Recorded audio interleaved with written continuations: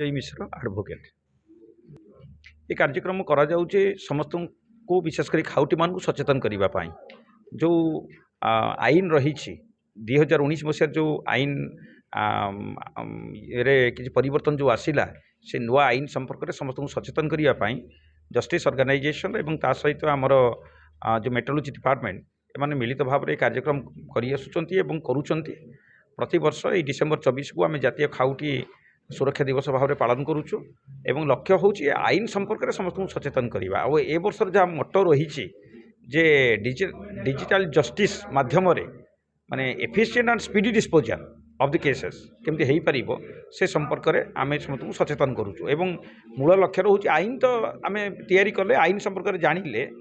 ए आईन जो प्रयोगात्मक दिग तार जो एप्लिकेशन सीटा केमिति करवा एवं सीटा केमिति संभव हो पार जहाँफल लोक मैंने यथाशीघ्र एवं कम खर्च रे न्याय पाई पारिबे सबू खाउटी आम से दिग प्रति विशेष ध्यान दौचु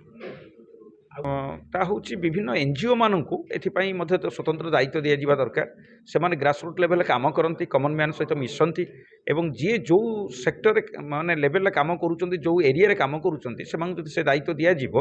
ताले से निश्चित भाव में माने तलरू तल स्तर लोक मैंने ये आईन संपर्क में सचेतन हेबे आईन सहित संपर्क में सचेतन हवा सहित आईन एप्लिकेशन सहित जानवे आईन एप्लिकेशन सहित जानवा हूँ सब बड़ जिनिस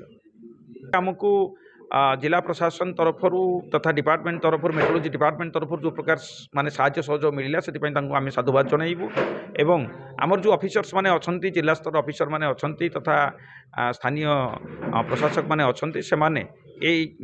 आईन प्रयोगात्मक दिगटी को जदि भल भाव में ध्यान देवे ताले लोक मान मुहर हस फुटी पार ये विश्वास आम रही आम आशा करुचु और अनुभव भी करुचु जे बहुत हुए से निश्चित भाव में लगे ये दिगरे से कार्य करेंगे कॉलेज छात्र छात्री मैंने जोगदेवा गोटे शुभ संकेत एवं से देशर भविष्यत से मैंने आदर्शवादी आमर गोटे कथा अच्छी युवक माने ही आदर्शवादी तेणु से चेतनाटा भीतर रही देखिकी खुशी लगुच से भितर आम जो मंजीटा बुणीबा से मंजीटा गछ बेलैब से फल आम पाइबा तेणु आम भावुचु जे ए वर्ष जो भली भाव में अधिक संख्यार छात्र छात्री मैंने जोग देइचंती आग्रह सहित जोग देइचंती एथर जना पड़ुछि सेमानक भितर गोटे देश प्रेम समाज प्रेम एवं गोटे दुर्नीति विरोधी चेतना से भितर सृष्टि होइछि से निश्चित भाव में साधुवाद जनइबु समस्त जनइबु।